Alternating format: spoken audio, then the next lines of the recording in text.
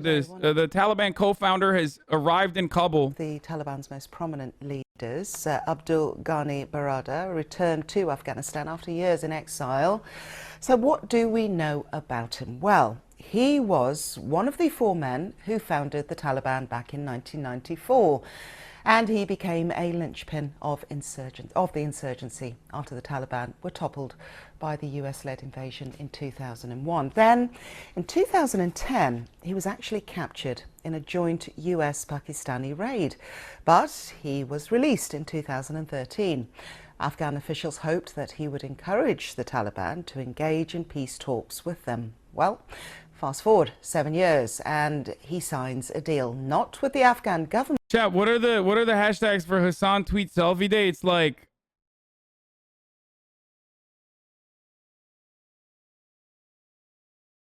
is it Hasan tweet selfie day and what else? 2Yil821. Okay, thank you.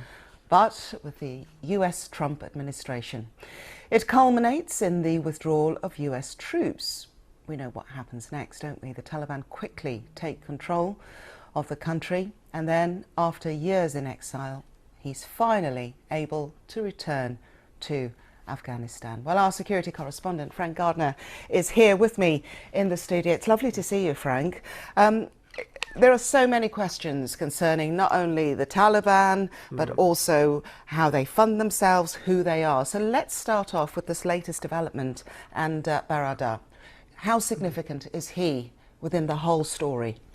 He's very significant because he was very close to Mullah Omar, who was the original founder of the Taliban back in 1994. He's a relative moderate compared to some of his more extreme colleagues. He's actually... I love that they're just forced to talk about the Taliban with terms like this. It's so fucking awesome. Okay? It's so awesome.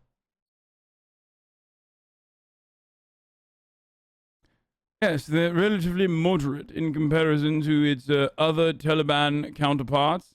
Here you go, chat. Here you fucking go. Wait, why is face trending?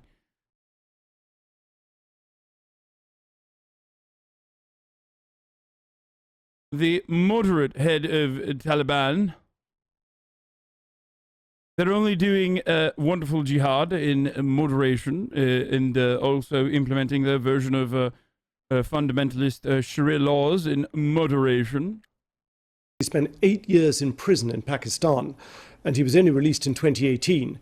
He's been instrumental in those peace talks you mentioned in Doha and Qatar. He's been very much at the forefront of those. I think the big questions now are whether this second iteration of Taliban rule in Afghanistan is going to be different from the earlier one. The public signs that they're putting out are that it will be, that they are prepared to be much more moderate or at least less extreme. They're saying the things people want to hear.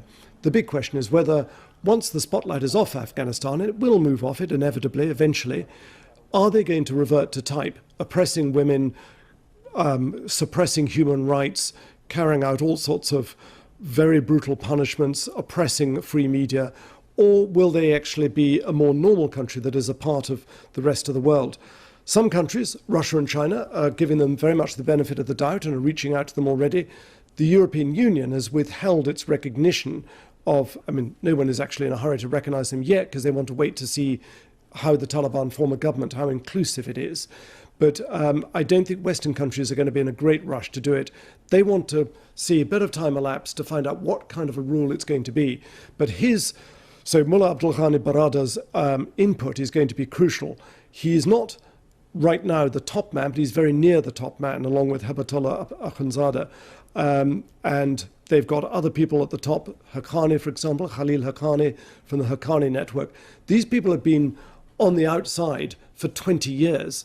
I mean, one of those I mentioned has actually got a price on his head from the US, a bounty on his head, and he's now in charge of security in Kabul. So that's the higher echelons of the Taliban. But as many people have started to point out, it's the discipline within the foot soldiers that could cause problems for the so-called Taliban version 2. How unified, how disciplined is the Taliban? Who exactly are they? Well, they've been an incredibly effective fighting force in these last few weeks and months.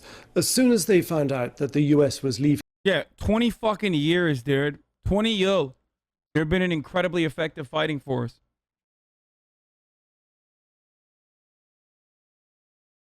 They just, dude, they fucking own so hard.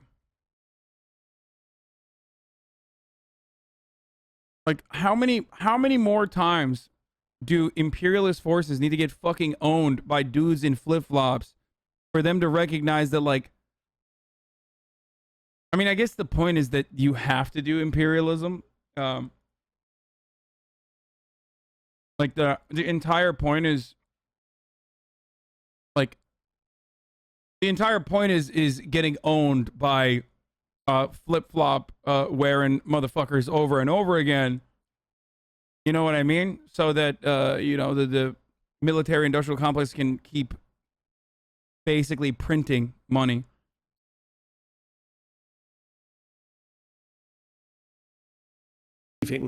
That was it. That was a green light to them to accelerate their campaign. And this will go down in military history as one of the most successful insurgent campaigns. And it's desperately sad for all of those, not only Britons and others who fought there and been aid workers and helped Afghanistan become a more progressive, fair, equitable place, which they now fear could be reversed, but also for all those tens of thousands of Afghans who've lost their lives trying to keep their country free from oppressive rule.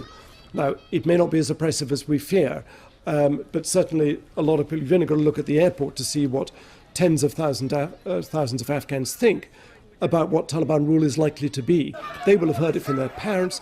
They are terrified. And there's no question that despite the fact that the Taliban have said there is an amnesty for those who have served the previous government, in practice, there are numerous reports of door-to-door, not even knockings. Basically, the Taliban are going round. They've got lists of the people who basically served the government that fought them.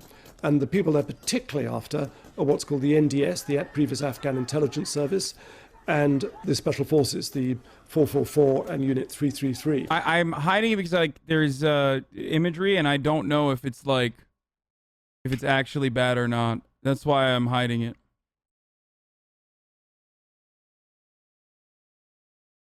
Some of those are now up at the airport trying to basically get away, as you can imagine, because they are marked men. In the press conference, it was unprecedented at the time, wasn't it?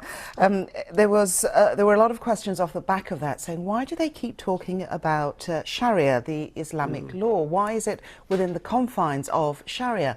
Afghanistan is an Islamic country, isn't it? What's the difference going to be? And this is the fear, isn't it? A lot of people, when they hear that, it's like, oh no, what is that going to mean then for the girls, for everyday life? What difference will it bring? Yeah.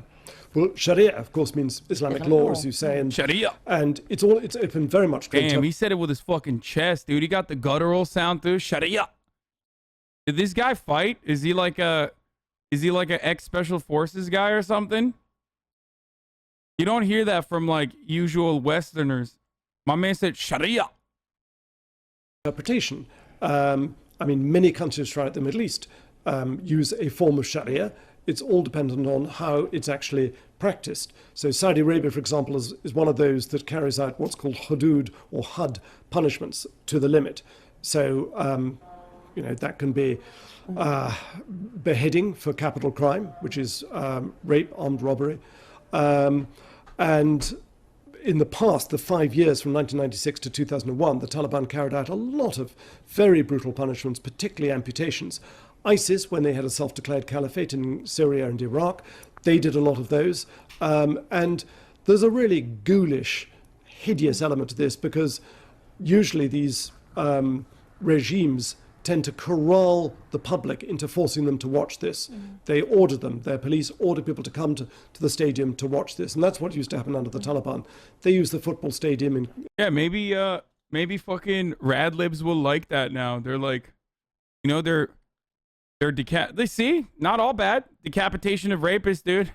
I don't think they're in favor of rehabilitation, chat. So there's that. In Kabul and elsewhere to watch somebody having his hand and foot lopped off. Info about him. He lost his life to Islamists in Saudi Arabia and has been the most prominent British journalist in the Middle East for ages. There will be plenty of people in their ranks who want that sort of thing to continue. There'll be plenty of people in Taliban ranks who say that a woman's place is in the home and in the bedroom, in the kitchen and in the bedroom and nowhere else, or that if she goes out, she must be accompanied, fully veiled, and must be accompanied by a mahram, a male guardian. Others, I think, will perhaps be a bit more pragmatic. For the record, everything that he is talking about so far, like a lot of the things that he is talking about so far, also exist in, people are going to get mad at me, but Saudi Arabia, which is, of course, our most important ally in the region, obviously. So just do with that information what you will. Saudi Arabia also has a lot more to do with 9/11 than Afghanistan ever did. There's also that. They will want Afghanistan. He mentioned Saudi Arabia as well. I'm just like repeating it. Country. They're going to be short of money. The IMF has cut off funds. They need trade. They need ties. They'll get some from China, a lot from China, some from Russia, some from Pakistan. Maybe that'll be enough, but I think they'll want to be a bit more open. Those are the next questions, isn't it? Everybody's saying, how on earth are you going to fund this country? I spoke to a former ambassador earlier this week and brought up the resources within Afghanistan. I mentioned lithium and China's interests in those resources. And he said, well, actually, there are a lot more, and he didn't understand why the British didn't make the most of it.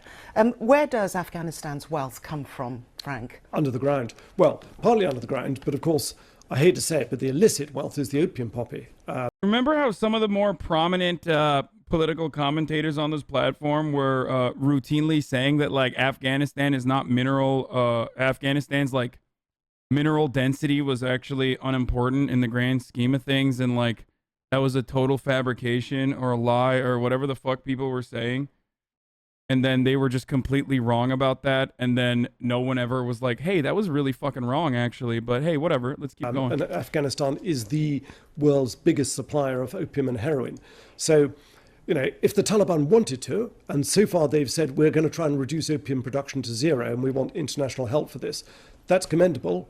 I mean, in 20 years, the US-led coalition wasn't able to do it. Maybe the Taliban can, but it is a major source of money for farmers, for villagers.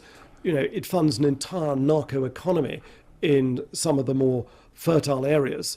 If they wanted to, they could flood Europe with heroin. They could treble the production. There are thousands of Iranian border guards who've lost their lives trying to stop drug smuggling across the Afghan-Iranian border.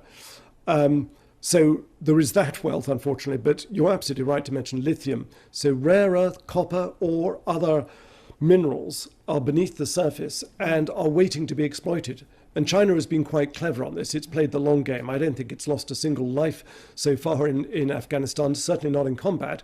It sat back, watched the Americans and its allies, their allies, lose their lives in trying to nation build. But they, meanwhile, have extended the hand of friendship to the Taliban. They're not too concerned about human rights. That's something that troubles other people, but not them. I think they will have some concerns, though, that about their own Uyghur community in Xinjiang province. They will not want to see militant jihadism spreading across that border. So China will have an interest in the suppression of any terror training camps.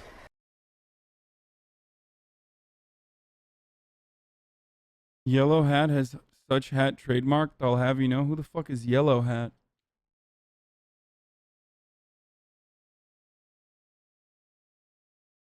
China will get Afghanistan lithium plus Bolivia lithium, where it has donated millions of vaccines. Easy. Yeah, I mean, that's the name of the game, boys.